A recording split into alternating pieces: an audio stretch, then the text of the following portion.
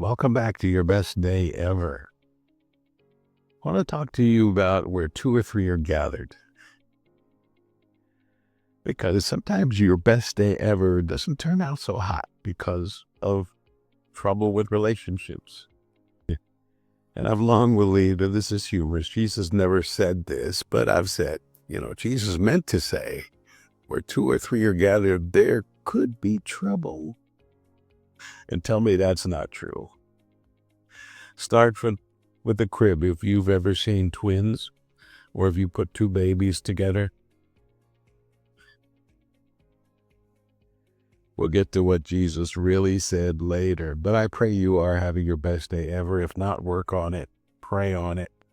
Seek guidance from God as to how to better your day, and you'll see what a difference that could be. But I do want to talk about relationships because relationships are important, but relationships also are sometimes difficult.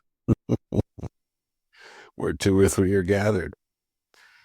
But a good relationship, a great relationship, is one worth fighting for, one worth working at, one worth forgiving one another and asking for forgiveness and showing forgiveness and having mercy toward others. Yes, there's some toxic people. Yes, there are some toxic. Yes, there are some toxic people out there that don't know about working things out, and that's okay. That's a different episode for a different day. But today we want to talk about relationships and how important they can be and will be if you know how to be a positive member of one. What got me thinking about relationships was reading. I subscribe to Garrison Keillor's Writer's Almanac, and on January 5th, he said, on this day in the year, write this down, 1643, that's 382 years ago, folks, here in the colonies, and this was Massachusetts Bay Colony, on January 5th, 1643, a woman named Anne Clark filed for divorce from a Mr. Dennis, spelled Denis, Clark, Clarke, on the grounds of abandonment and adultery. Here's this couple from probably Great Britain, husband and wife, two small children. Probably Dennis said, hey, honey and kids, let's go to the new world. Let's go to the colonies. Let's make a new life for ourselves. Let's see what the world has to offer in this place called Massachusetts. And don't ask me how to spell it, kids. I don't know yet how to spell it, or something along those lines. So they arrive, Massachusetts Bay Colony. And sometime between arrival and this day, good old Dennis finds another woman and goes to live with her. And with her has two more kids. And Anne said, you better get yourself on home. And he said, no, I have a new home. Wow. I have a new home, and I will not be forced to go back to you. She files for divorce. She's granted divorce. And it was interesting that the divorce decree read, she is guaranteed, spelled Garunted, to Tobee, divorce. That was part of the decree. And once old Dennis was served with this final divorce decree, guess what? The colony banished him. Back to England you go. And take with you this woman and your two new kids. We don't know what happened to either set of kids or to either set of women.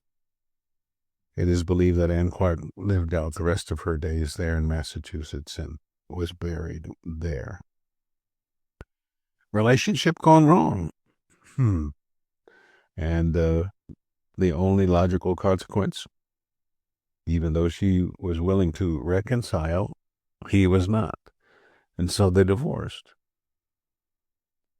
Interesting about these colonies.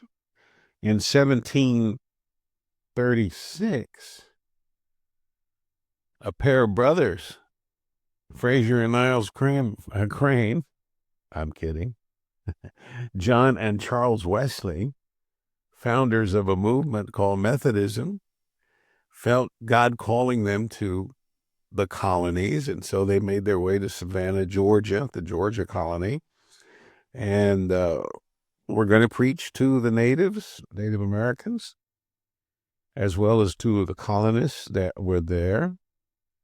And neither of the Wesley boys was married.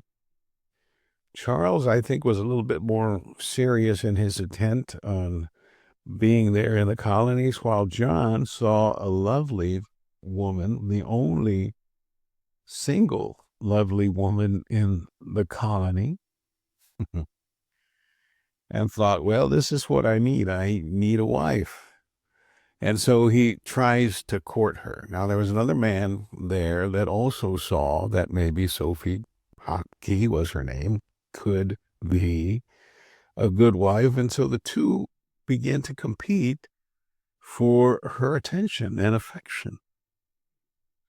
And it got to the point where, remember, these are colony days. I would suspect they were a little bit more civil, if not downright devious, but they said, you got to make up your mind, Sophie, who's it going to be, him or me? Later on, a great record, huh? Paul Revere and the Raiders. And so Sophie doesn't reveal her answer until Sunday at worship at the church where John and Charles were in charge. Charles, I imagine, sitting at the front of the church, sees Sophie walk in with old Billy Boy, William Williamson, and I can only imagine what ran through poor Reverend Wesley's mind and heart as he saw the woman whom he thought would be a wonderful wife, having made but not declared, but now publicly declaring her decision to wed or to be with William Williamson. Even the name is very distinguished. So it's time for communion, the sacrament of communion. And so as people are lining up to receive the communion and kneeling there at the altar rail to receive communion, John Wesley is serving communion. As he comes to the couple, he skips them.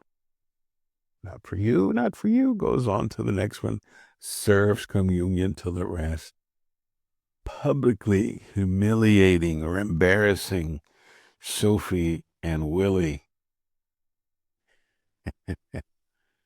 And the consequence was that John Wesley was fired by the colony company and sent back to England.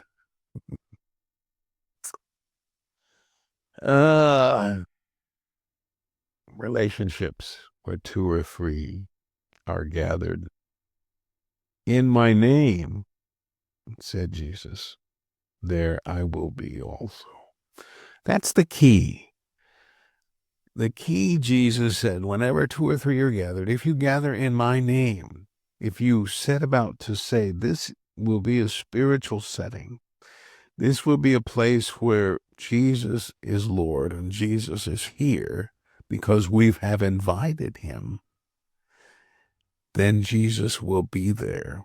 And what a difference that Jesus makes, or the Lord Jesus makes.